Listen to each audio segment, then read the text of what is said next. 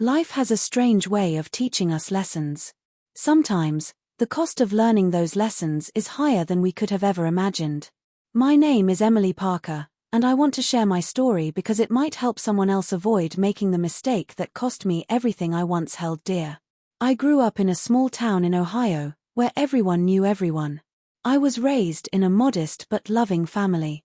My parents worked hard, and they taught me the values of loyalty, honesty, and perseverance. I carried those lessons into my adult life, or at least I thought I did. At 25, I met Michael, the man who would become my husband. Michael was charming, ambitious, and incredibly kind. He worked as an architect, while I was pursuing a career in marketing. From the moment we met, our chemistry was undeniable. We quickly fell in love, and within 2 years, we were married in a beautiful outdoor ceremony surrounded by our closest family and friends. Our life together seemed perfect in the beginning. We bought a small but cozy home just outside the city. We traveled on weekends, tried new restaurants, and spent evenings curled up on the couch watching movies. I truly believed that I had found the person I would grow old with. But life has a way of testing even the strongest bonds. When I was 30, I received a major promotion at work. It was everything I had been striving for: a higher salary, more recognition, and greater responsibility. But with it came long hours, frequent travel, and a level of stress I had never experienced before. Michael supported me through it all, cooking dinners when I came home late, leaving me notes of encouragement, and even cancelling some of his own plans just to spend time with me. But somewhere along the way, I lost sight of what mattered. During one of my work trips, I met Ryan. He was a colleague from another office, confident, funny, and attentive in a way that felt refreshing. Our conversations started innocently enough, sharing stories about our jobs and families. But slowly, I began to confide in him about my frustrations, my exhaustion, and even some of the arguments Michael and I had been having because of my busy schedule. Looking back now, I realize that was the first wrong decision I made, confiding in someone outside my marriage instead of working through things with my husband. The more time I spent around Ryan, the more blurred the lines became. He made me feel seen, admired, and understood.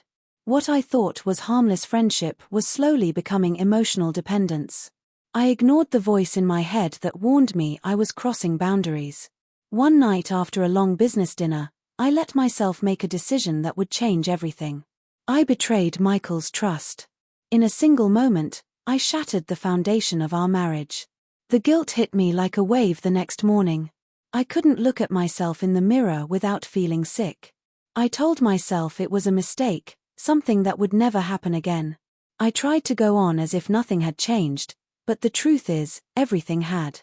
Michael began to notice the difference in me. I became distant, distracted, and irritable.